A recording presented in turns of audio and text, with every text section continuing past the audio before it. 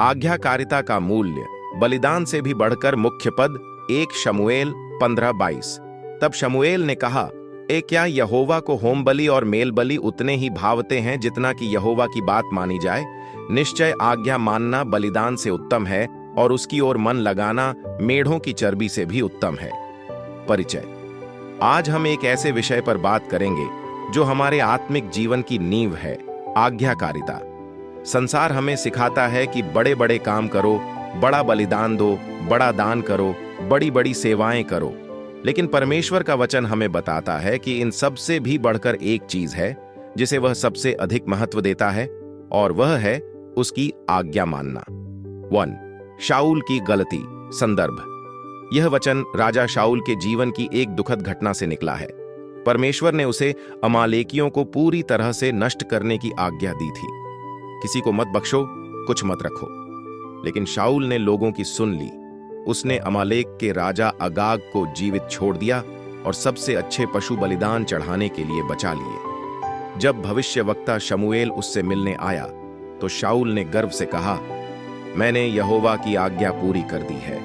लेकिन शमूएल ने पूछा, फिर यह भेड़ बकरियों का रोना कैसा? शाऊल ने बहाना बनाया, लोगों ने ऐसा किया, उन्होंने बलिदान के लिए बचा लिया।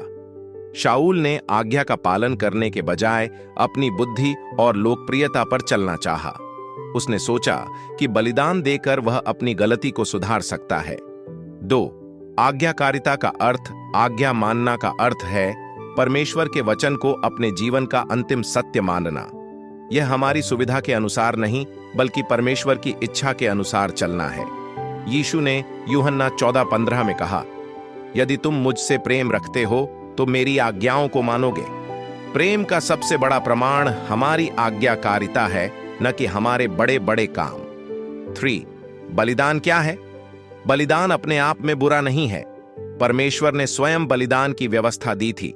लेकिन बलिदान तब व्यर्थ हो जाता है जब वह आज्ञाकारिता की जगह ले ले, वह पश्चाताप के बिना किया जाए, वह दिखावे के लिए किया जाए, वह हमारी असलियत को छुपाने का मास्क बन जाए।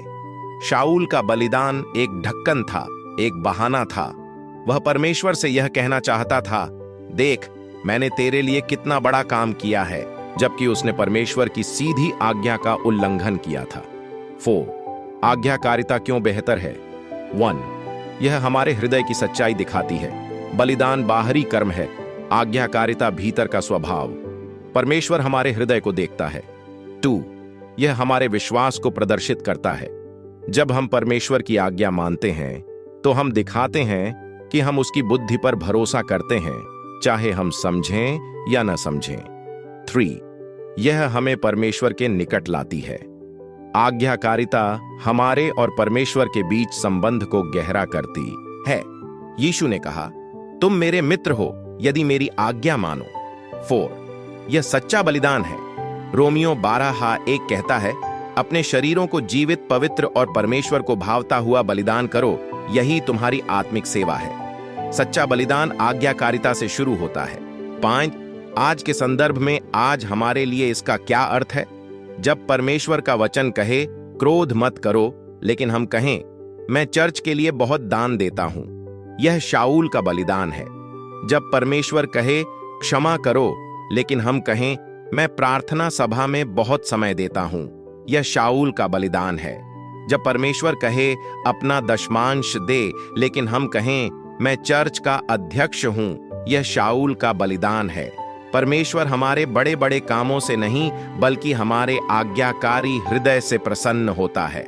निष्कर्ष, शाऊल ने अपनी आज्ञाकारिता खो दी और फिर अपना राज्य खो दिया। परमेश्वर ने उसके बलिदान को अस्वीकार कर दिया क्योंकि वह एक आज्ञाकारी हृदय से नहीं आया था। आज हमसे परमेश्वर यही पूछता है, क्या तुम मेरी आज्ञा मानोगे? चाहे वह छोटी हो या बड़ी, चाहे दुनिया समझे या न समझे, चाहे कीमत चुकानी पड़े या न पड़े। आइए हम अपने जीवन की जांच करें। क्या हम कहीं शाऊल की तरह तो नहीं हैं?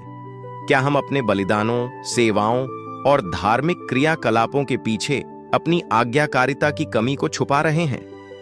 प्रार्थना। हे प्रभु, मैं स्वीकार करता हूं कि कभी कभी मैं बलिदानों के पीछे छिप जाता हूं, मुझे क्षमा कर, मुझे एक आज्ञाकारी हृदय दे। मैं तेरे वचन को अपने जीवन का अंतिम सत्य मानना चाहता हूं, यीशु के नाम में, आमीन। आह्वान: आज ही अपने जीवन के उस क्षेत्र को पहचानें जहां परमेश्वर आपसे आज्ञाकारिता चाहता है और उसे हां कहें।